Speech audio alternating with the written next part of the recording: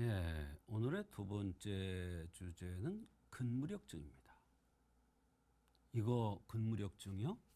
쉬운 병 아니에요. 이것도 상당히 어려운 병입니다. 사실 근무력증 환자들 많아요. 그런데 한의학에서는 이 근무력증이라는 것을 바라보는 각도가 달라요. 네, 각도가 다르니까 어때요? 치료법 또한 달라요.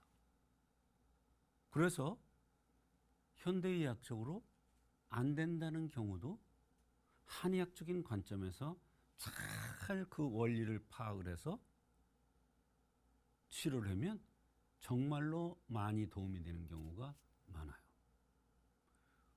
오늘 그 사례도 바로 그런 경우예요. 그래서 근무력증 그러면 정말로 어려운 병입니다만 근육이 무력해지는 건데 전신적인 문제가 생기거든요. 그런데 한의학에 독특한 그런 이론이 있어요. 그런 관점에서 이 근무력증 환자를 도와주면 분명히 현대의학으로는 좀 어려움을 겪는 경우에도 오로지 한의학적인 관점에서 도와주면 도움을 받는 경우가 너무 많아요.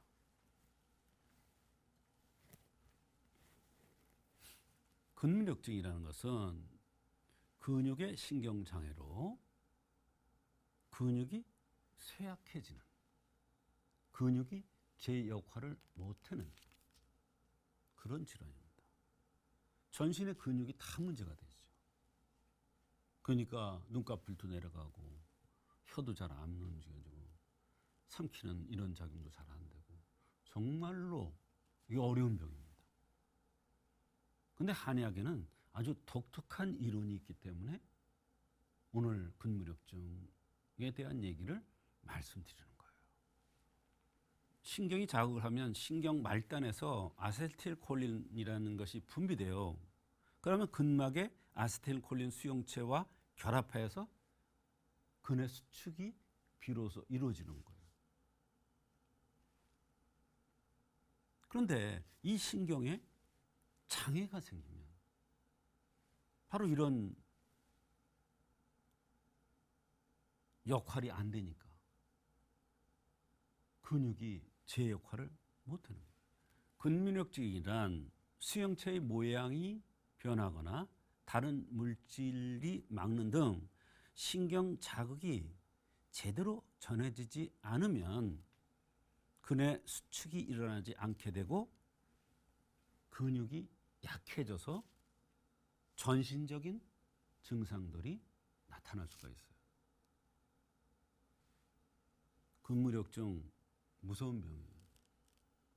이것도 오래 지속된 병들은 잘 안 나요. 한의학적으로도. 그러나 초기에 제대로 치료를 하면 나이가 먹은 사람일보다도 젊은 사람일수록 더 빨리 해결되는 경우가 많아요. 그런데 그런 경우에 한의학적인 관점의 치료를 놓치면 이게 오래되고 중증이 돼서 나이 들어서 정말로 평생 이것 때문에 고통받는 사람들이 너무 많아요.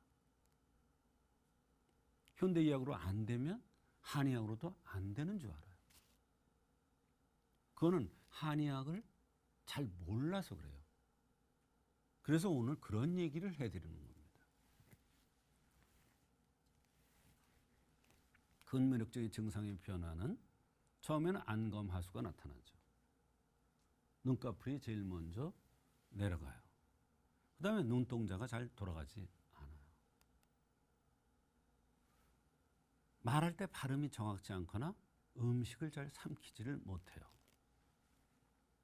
얼굴 근육이 약해져서 얼굴의 표정이나 이런 것이 좀 이상해져요. 딱 보면 알아요. 팔다리에 힘이 들어가지 않아서 팔다리가 무력해서 잘 움직이지도 못하고 누워서 이러는 사람도 있어요. 호흡곤란과 호흡마비가 와요. 근데요, 이게 다 나타나는 게 아니에요. 이거 따로따로 띄어놓고 보면요.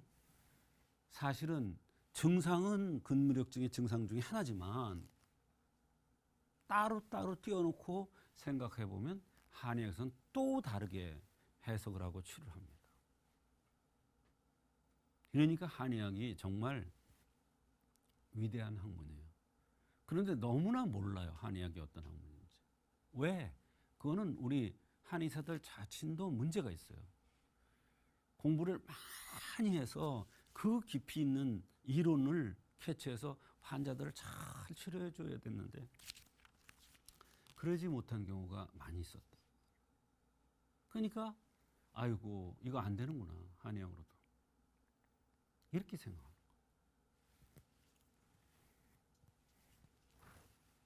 근무력증의 현대의학적 치료는 항콜린 에스테르제라든지 부신필린 호르몬제, 스테로이드죠, 면역 억제제 등을 쓰는데 사실은 이런 치료가 많이 도움이 되는 건 아니에요.